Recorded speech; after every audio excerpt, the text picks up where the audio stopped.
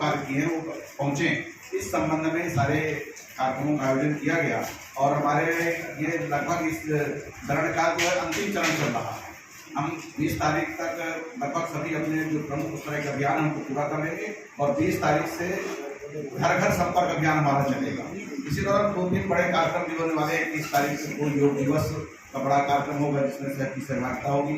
23 जून को डॉक्टर श्यामा प्रसाद मुखर्जी जी का जो हम पुण्यतिथि मनाते हैं उसको प्रत्येक बूथ पर मनाएंगे, उसका कार्यक्रम होगा। 25 तारीख को आपातकाल विरोधी दिवस होगा और 18 तारीख को मोदी जी की मन की बात का कार्यक्रम। इस बार पहली बार ऐसा हो रहा है कि चूंकि मोदी जी विदेश की यात्रा पर जा रहे हैं क्योंकि मन की बात जो अंतिम बुधवार को होती थी इस बार 18 तारीख को ही वो होगी। और कार्यक्रम के साथ साथ हमने काम क्या क्या किए उसी संदर्भ में चर्चा करने के लिए आदरणीय अपने पूर्व राज्य मंत्री चंद्र प्रसाद यादव जी उपस्थित हैं। मैं उनसे आग्रह करूँगा कि अपनी बात को।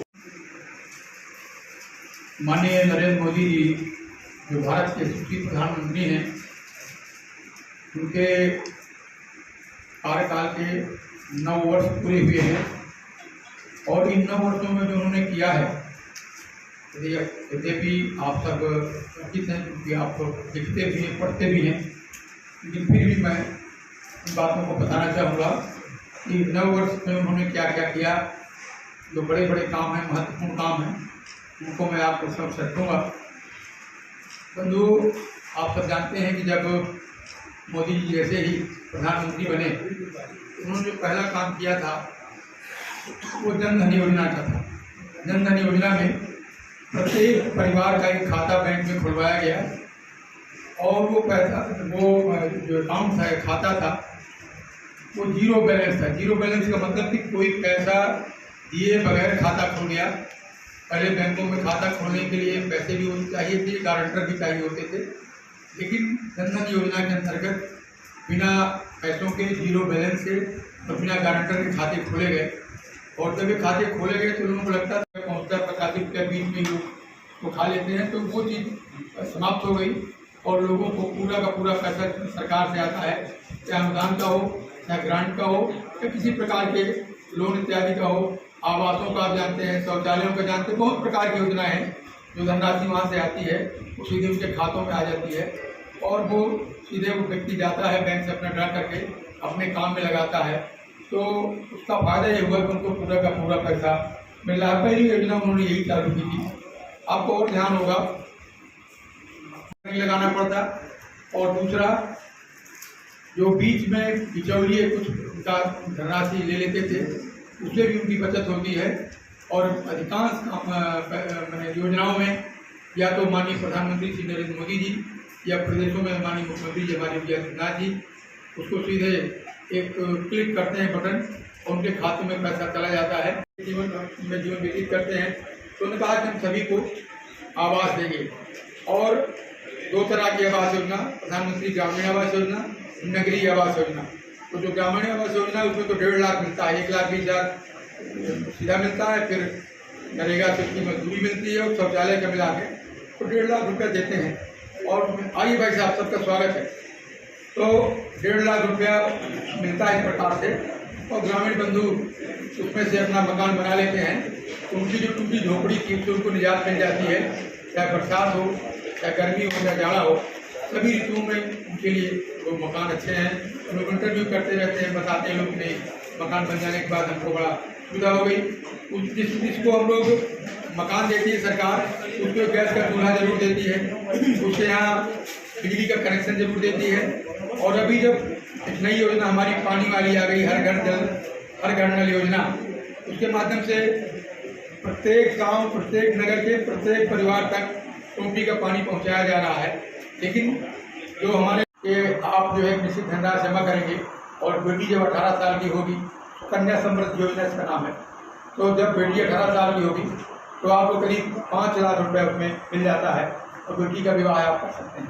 तो ये 4-5 योजनाएं लोक कल्याण की माननीय मोदी जी ने आते आते चलाई थी और उससे हमारे जो समाज के सामान्य बंधु, गरीब बंधु हैं, उनको उसका बड़ा लाभ मिला। मेडिकल कॉलेज खोल रहे हैं तो किसी भी प्रकार की कोई कठिनाई किसी को नहीं होने वाली है।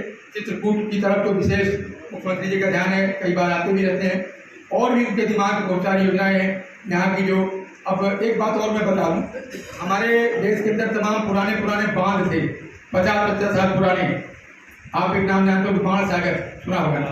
ये सब 50 साल पुराने थे। मोदी जब आए तो उन्होंने कहा कि सूची बनाओ और पुराने पुराने प्रोजेक्ट पूरे करो, बड़े बड़े प्रोजेक्ट, एक सरयू मध्य नहर, ऐसे करके 5 अपने स्टेट के थे, सबको पूरा करा पूरे भारत के।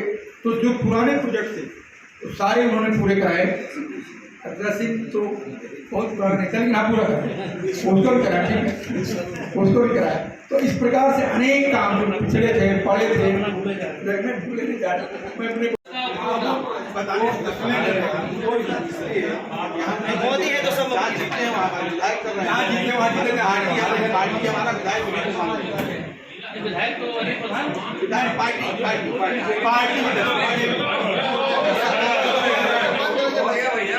वहाँ प्रयाग में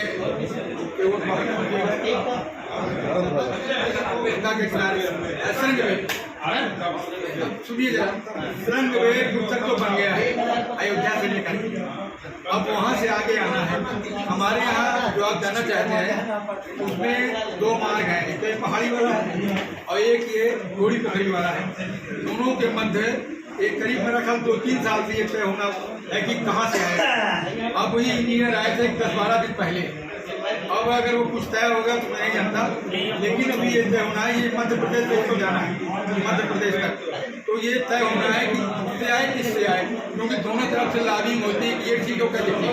राजापुर में यमुना में एक नया पुल भी बनना है, वहाँ तक दिक्कत नहीं, लेकिन आगे आने वाले में वो कहते हैं लालापुर पड़ता है, उससे हो गया पहाड़ी के बाहर से ला रहे हैं। कौशाम्बी राजापुर वहीं से है। और दूसरा साहू जी आपको और बता दें, ये जो बैठे बताइए, ये जो अपना एक्सप्रेस वे है इसका एक्सटेंशन भी पास हो गया है, वहाँ से लेकर के अपने दिमाग तक आ रहा है, इधर बनेगा और इधर मध्य प्रदेश भी जाएगा। मध्य प्रदेश सुना जा रहा है। तीसरा और बता दें, तीसरा इसको कानपुर से भी लिंक कर रहे हैं। अभी आप हमीरपुर के पास खन्ना में उतर जाते हैं तो कानपुर के लिए नहीं है, तो अब ये कानपुर भी एक्सटेंड करेगा। तो ये जो एक्सप्रेस वे था ये कई दिशाओं में जाएगा और बहुत सुविधा हो जाएगी। ऐसा है कि 9 वर्ष जो माननीय मोदी जी के कार्यकाल का हुआ है, कई मामले में ये मिसाल इसलिए है कि चाहे हमारा ढांचा रक्षा तंत्र हो, मैंने डिफेंस का हो, चाहे हमारा विदेश नीति का हो, चाहे हमारी आर्थिक व्यवस्था का हो, चाहे लोक कल्याण का हो, चाहे सेवा का हो, चाहे प्रशासन का हो, प्रत्येक क्षेत्र में अद्भुत और अभूतपूर्व काम हुए हैं, लगातार चल रहे हैं। जब सारी दुनिया कोरोना के कारण दुनिया की अर्थव्यवस्थाएं बहुत नीचे चली गई हैं, भारत आज विश्व की सबसे तेज़ी से बढ़ने वाली अर्थव्यवस्था है। इस दृष्टि से हम इसको बेमिसाल मानते हैं। दूसरा ये है कि मानिकपुर में जो आपका प्रत्याशी खड़ा हुआ था नगर पंचायत में, उसने आरोप लगाया हुआ था कि उसको हराने के लिए आपकी पार्टी का ही इस तरह 2024 में किस तरह सफलता पाएंगे आप लोग? नहीं, सब लोग मिलकर काम करते हैं और कहीं कोई बात होगी, लेकिन सारे लोग हमेशा पार्टी के साथ रहते हैं और साथ ही रहेंगे और सब मिलकर के फिर जीतेंगे। उसका हारने का कारण क्या रहा था? अब हार उसके चुनाव प्रचारक भी थे, लेकिन उसके बावजूद भी वो हार गए। बहुत से कारण होते हैं, वो अच्छा लगा था, वो ठीक पाया था, लेकिन अब हार जीत तो आप जानते हैं, एक तैसी जीतता है हारते ही है, तो हार गया। कुछ हमारी जरूर कमियां हमारी नहीं होंगी, हार गए। लेकिन उन्होंने आरोप लगाया हुआ था कि ये पार्टी का पूरा हाथ है हराने में, पार्टी के लोगों ने उसको हराया हुआ। उसको ऐसा लगा होगा कि सब लोगों ने काम किया। ये बताया जा रहा है कि पति ने पत्नी गोली मार के हत्या कर दी है, क्या मामला है, इस पर कार्रवाई की जा रही है? जी, आज थाना भरतकूप के क्षेत्रांतर्गत सुबह भोर में पुलिस को ये सूचना प्राप्त हुई कि लगभग 32 वर्षीय उमेश पटेल द्वारा अपनी पत्नी को अपने एक लाइसेंसी रिवॉल्वर से गोली मारकर उनकी हत्या कर दी गई है। तो इस सूचना पर तुरंत पुलिस मौके पर पहुंची थी और शव को कब्जे में लेके पंचायतनामा आदि की कार्रवाई शुरू कर दी थी। और फिर बहुत सघन प्रयास से घटना के 5 घंटे के अंदर ही अभियुक्त हैं जो उनको भी गिरफ्तार कर लिया गया है और उनका जो लाइसेंसी वेपन है उसको भी बरामद कर लिया गया है। तो इसमें जो मृतका हैं उनके परिजनों की तहरीर पर मुकदमा पंजीकृत कर आगे की विधिक कार्रवाई की जा रही है। पारिवारिक कलह के चलते उनके द्वारा इस तरह की घटना की गई है। पहले भी उनका विवाद रहता था और पारिवारिक कलह ही प्रथम दृष्टया इसका कारण प्रतीत हो रही है। ये सब देखिए अब विवेचना का विषय है, इस पे तुरंत तो कोई टिप्पणी नहीं की जा सकती। तो इस पे मुकदमा पंजीकृत हो रहा है और आगे जितनी भी तमाम बातें हैं विवेचना में स्पष्ट हो जाएंगी। क्या आरोपी कोई सरकारी कर्मचारी भी है? अभी उसकी जानकारी नहीं है उस पर।